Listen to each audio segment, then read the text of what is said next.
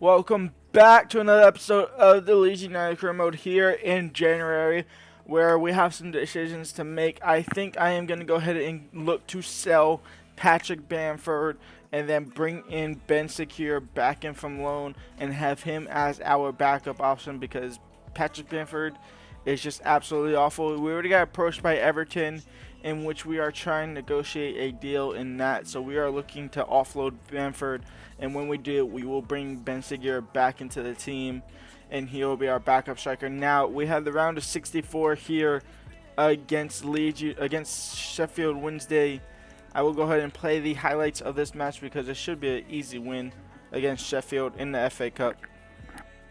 I see. If we lose to Sheffield Wednesday, I might quit the whole series already, and we're only 4 or 5 episodes in. It's Francisco on the ball early in. He has Rutter making a run inside, and Jorginho Rutter should open the scoring here, and he does open the scoring. It's 1-0 for Leeds, 22 minutes in. Second half now here, Sheffield Wednesday on the corner kick. Francisco can't head it out. It's still in there. It's headed into the side netting, and it's nil. Oh, it's not nil. It's 1-0. Sinisterra out on the left now. Sinisterra.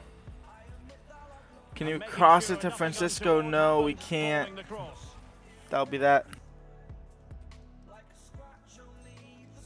I gotta sneeze, but it's not coming out. Roca on the field. I think it might be his first time playing at all.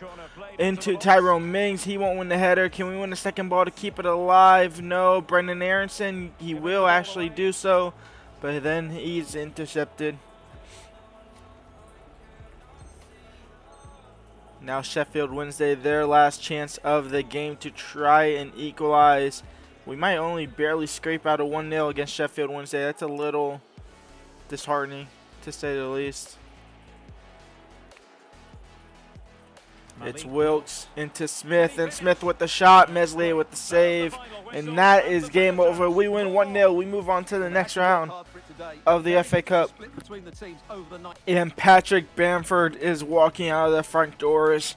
A failed spell here at Leeds United, not only in the game, but also in real life. What an awful, awful player. He has gone over to Everton. And we will bring back in Ben Seguir back in from loan, and he will be our backup striker. And I already played with him a little bit before, and I can tell you he's kind of nice with it. Chelsea up next. I'm going into quick sim it. We have Bournemouth in a couple days. It's a 2-1 loss. Sinisterra scoring. I'm guessing Adams got subbed off in the 77th minute. I'm hoping it's not too bad. Jorginho missed a potentially game equalizing penalty, but we scored in the 82nd. I'm really hoping Adams' injury is not bad, but it looks like he might have got subbed off at the same time he got injured, which can never really be a good thing. So he is out for 6 months.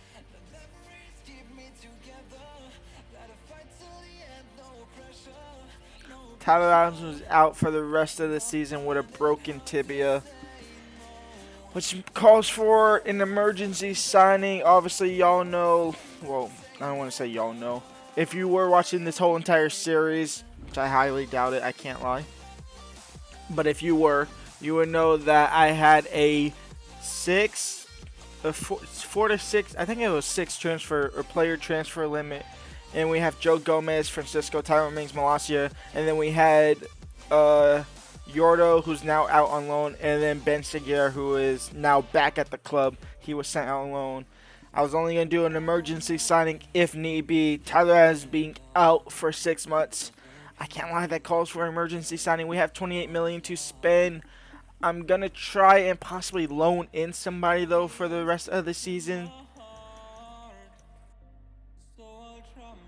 And we have found our replacement for Tyler Adams for the rest of the season. We bring in Juventus midfielder. I forgot his name already. What was his name? We bring in Nicolo Fagioli. He'll be in for the rest of the season to replace Tyler Adams. And that's that fix pretty much. Jorginho Rutter drops a hat-trick on Bournemouth's head. We win 3-2. Really 3-1. They just got a consolation goal at the end. He literally walked through our front door He was coming along with us. It was accepted. I literally got the email that it was accepted. And now he's at Udinese instead of Juventus for whatever reason. So we don't bring in Nicoli Fagioli, which means we have to go back again for another midfielder. Now, we did have Conor Gallagher on here. I don't know if he's actually going to let us loan him out. He will. That is big. If we could bring him in, I guess I would rather that. But, I mean, him and Weston McKennie are kind of similar. I don't know how much Gallagher has in him defensive-wise. But I am going to try and bring in Conor Gallagher in loan from Chelsea. See what happens with that. I got fooled with Fagioli. And now we have Preston in the round of 32 of the FA Cup. Preston United in the FA Cup. Now I am playing a rotated team slightly. I think Fairpro is starting. Nanto is starting. Roca is starting in midfield instead of obviously Tyler Adams and instead of Fagioli, who magically didn't want to come to this club at all. I could fix that by modding it, but it is what it is. If we bring in Conor Gallagher, that's fine. And then also Ben Seguir is starting at striker. He has a new number 9 for the club. I might change that, but it'll be interesting. And we get a first look at him here 28 minutes in. It's him on the ball. It's him on a solo run. Pretty much him against the goalkeeper as long as the defender doesn't catch up. He is catching up, but Ben Seguir, he misses. That's not good on his debut. He's got to put that to bed. It's now Preston United on the attack. 40 minutes in, right before halftime. Last chance of the first half. They get a deflection ball back. It's into the box. Mesley is there after a massive first touch. And we actually get one more chance before halftime. It's Eriksson now. I'm going to go out wide to Winston McKennie. Now in towards Roca. Roca lays it off for Francisco. And Francisco's shot is point blank saved. And that'll be halftime. There you go. Now a Leeds United counterattack. Weston McKennie is going to be the one to lead it. Weston McKennie over the top, possibly for Ben. He heads it, and it falls to a Preston player. Now Preston United on the attack. Can they create something? I doubt it, and they don't. Joe Gomez shuts it down. Why are these games so close? I should be walking away with the win, like massively. It's Nanto on the right for whatever reason. Nanto's going to whip in across. It's too high. Weston McKennie now. Brendan Aronson.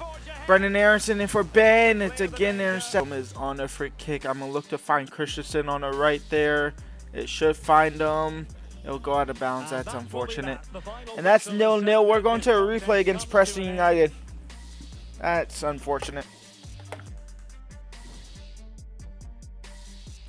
Alright, let's try this again. Conor Gallagher is walking through the front doors. I'm hoping nobody else somehow magically snatched him up.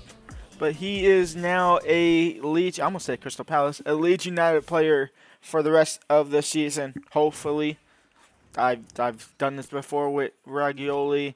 Does he actually show up into the team? It showed him on the squad hub there for a split second. There he is. Conor Gallagher is now part of this team. He will play as a center mid. His defending is not the best. Weston McKennie might take on a more defensive role for the rest of the season. Maybe. Or just go on all out attack for the rest of the season. That'll be interesting too. Now, I am just going to go ahead and quick sim the second, I wouldn't say second leg, but the replay here against Preston. I bet you I lose 2-1. I bet you, I called it.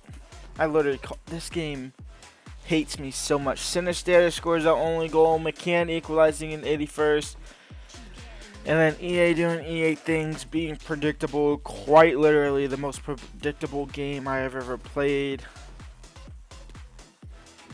We end the transfer window there. I will get to the fourth. We have Man City up next. February does not look good as a month for us. We have now scout reports. I sent one out to Brazil, obviously one in England still, and then one more in, I can't remember where I put him at, but we will find out right now. Furbo transfer offer. I'll do all of this next season. Furbo in France. Now, I don't think I've gotten anybody good out of all these scout reports all season long. It's been absolutely horrific. I mean, talk about terrible. None of these players are good at all. None of them.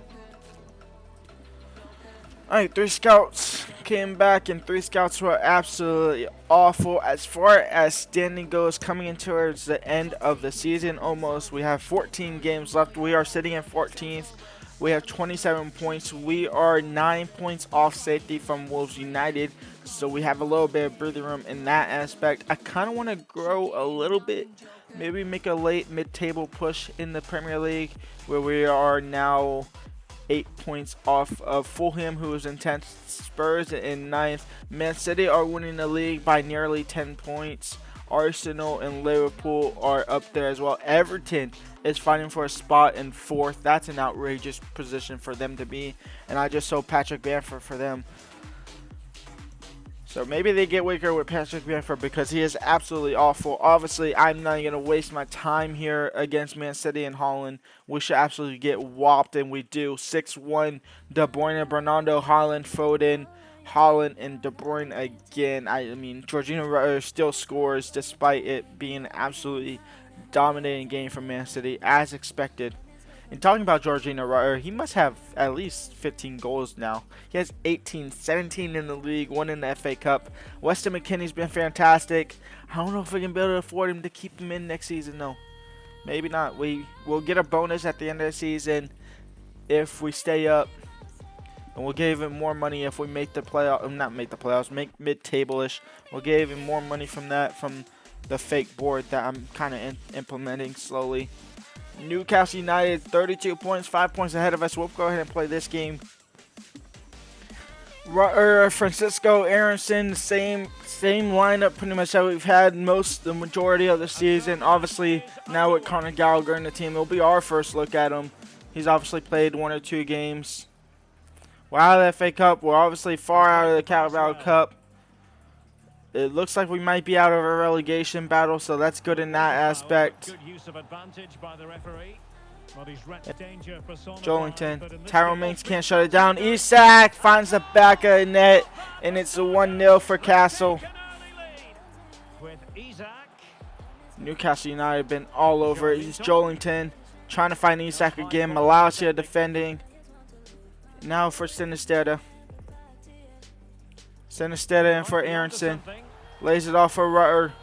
Jorginho Rutter back over the top for Brendan Aronson. Touch. He has to get the shot off. He does. And it's an awkward angle, but it's a chip nonetheless. And it's Leeds United tying it up. And it's the main man, Brendan Aronson, scoring it. It's a 1-1 now. Attacking very much an option. Francisco. Brendan Aronson. Brendan Aronson is going. He has Jorginho in the mid. He's going to find him first time finish. And against the run of play, Leeds United have the lead. And it's 2-1. Longstaff. Gomez defending. Isak in. And Isak scores. And Isak levels. It's 2-2. Weston McKennie heads it clear. Now we might get one more chance if Ben Seguir is quick enough. Ben Seguir, you have to outpace and outstrength the defender. You don't. The referee should blow his whistle. He does. And that's a 2-2 draw. I feel like we deserve the win in those last 15-20 minutes, but we don't get it. It's a 2-2 draw. That's actually going to be the end of this episode. I know it's very short, but go ahead and leave a like, subscribe, and peace out.